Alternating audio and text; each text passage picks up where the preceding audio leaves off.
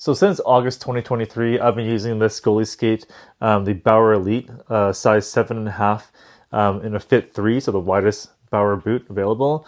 Up until around 90 to close to 100 skates on this, I started having a lot of foot pain, particularly on the sides of my feet, and I started getting a little bit of a heel lift as well too.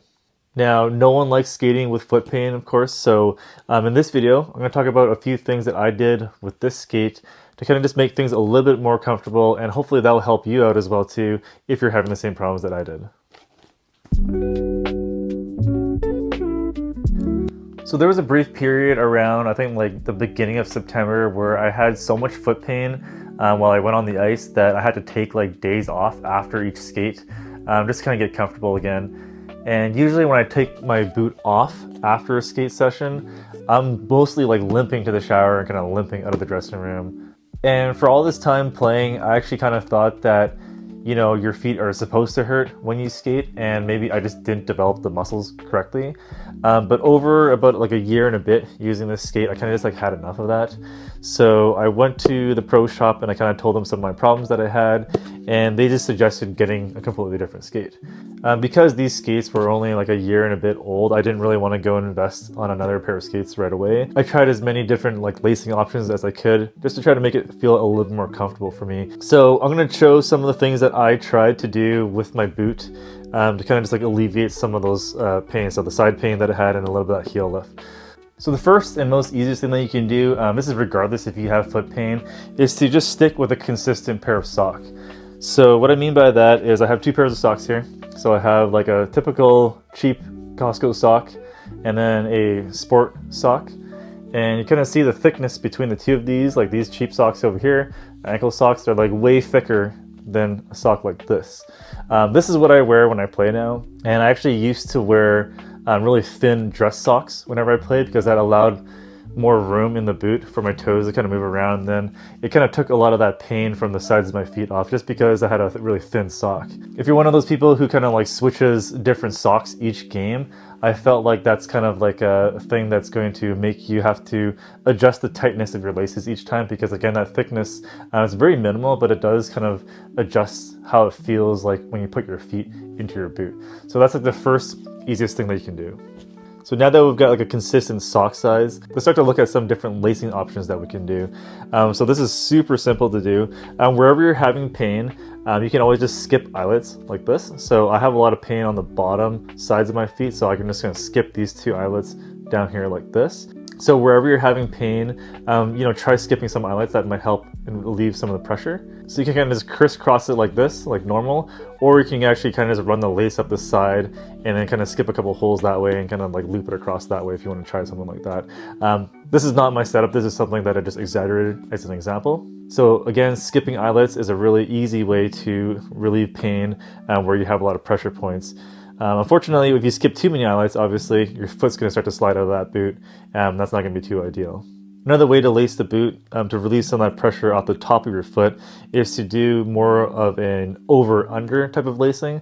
So you'll see this is doing something where instead of your typical going through the eyelet from the bottom, we're actually kind of like wrapping it around the top like this. And you're kind of bringing it over. So then now what that's going to do is actually going to wrap the top of the boot around your foot as opposed to putting all that pressure on the top of your foot. So this is another option that you can do to kind of relieve some of that pressure. So if we're starting to look at a little bit of heel lift, this is something called like a heel lock lacing method. So I'm just kind of like looping the side, creating a little bunny ear like this. And then what I'm going to do is I'm going to bring this lace up from the other side and then kind of thread that through like that. I'm going to put this guy down here. And then now when I tighten this up, this is supposed to create like a cool heel lock and actually kind of keep your heel down and planted in the boot. So this is more of like I think a runner's method, but you can definitely try that out on your boot as well. And here's another thing that if you're having a little bit of heel lift, so normally when you do your first knot, you kind of just tie a knot and then you do your bunny ears after like this. So instead of just doing that single knot like this, you can always do another loop underneath, and that's going to kind of keep that tightness around the whole string as you do your bunny loop. because sometimes when you do that one loop and then do your bunny ear, it kind of like unravels, especially when you have gear on and things like that. So kind of adding that extra loop after that first knot can kind of secure that in there for you. The other thing that you can do if none of these are really helping, especially if you're having a lot of pain on the sides of the feet, is simply just to rebake them. So instead of actually going to the pro shop, I actually just toss them in my oven. So there's lots of YouTube videos on how to do that correctly. I don't want to end up, burning someone's skates because I gave some bad advice, so definitely check that out on your own time if you need to do that. Or go to a pro shop and pay for that. The other option that you can do if you're having, again, some spatial issues with your boot is to bring it to your pro shop. You can ask for something called a punch out. So I didn't really know about this until recently, but what they do is they can actually essentially just kind of punch out certain areas of your skate.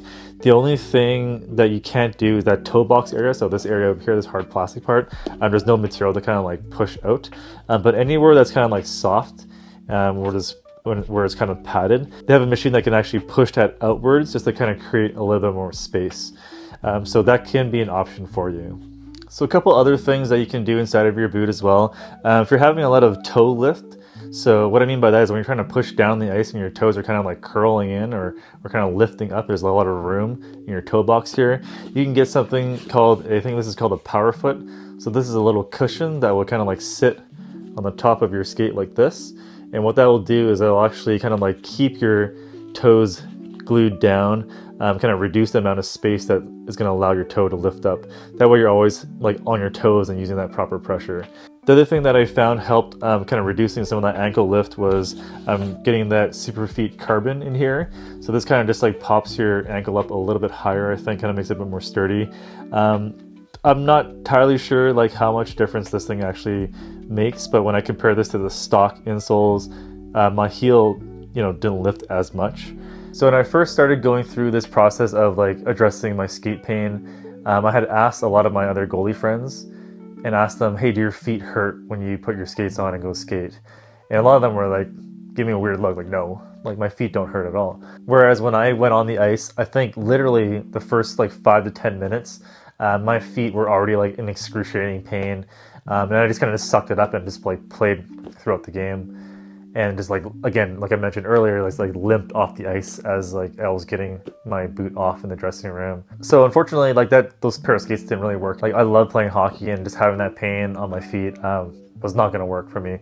So I did have to invest in a new pair of skates, and I kind of just like went all out and went with the one piece true full custom scanned boot. So what they do is they take a scan of your foot and then build a custom mold around that. That way everything fits perfect. And the reason why I did this is because I actually had brought my skates to the pro shop, and I was literally willing to spend money to buy anything off the shelf that day because I wanted to get rid of that foot pain. But when I had told them some of the problems that I had, they literally were like, no, you should just get a custom boot, as opposed to, trying to fit like an $800 skate or $1,000 skate, and then we find out like 6 months later that doesn't work for you. So without really like going too in depth with like the skate that I have now, the True Customs, I can tell you that, yeah, I don't have foot pain anymore. And now that I actually know how a skate is supposed to feel, I can tell you for sure that other pair of skates, that was just like not fitting well, and I had skated many hours in those for over a year with tons of foot pain and foot cramps. And the thing with that is like a lot of that pain actually goes up to your hips and your back and things like that. So I just kind of bit the bullet and invested in a really nice pair of skates here. So if you have foot pain with your skates and you're doing some type of like crazy lacing method or something that's going to address that, let us all know in the comments below. I bet you there's tons of people in the same boat that would love to hear some different ways of addressing this problem without having to buy new skates like I did. I hope those tips helped. Definitely try those things out. I'm pretty sure there's like more things that you can do with your skate to make them feel better, but definitely give those a try if you haven't yet. Anyway, thanks again for watching, and I'll see you guys in the next video.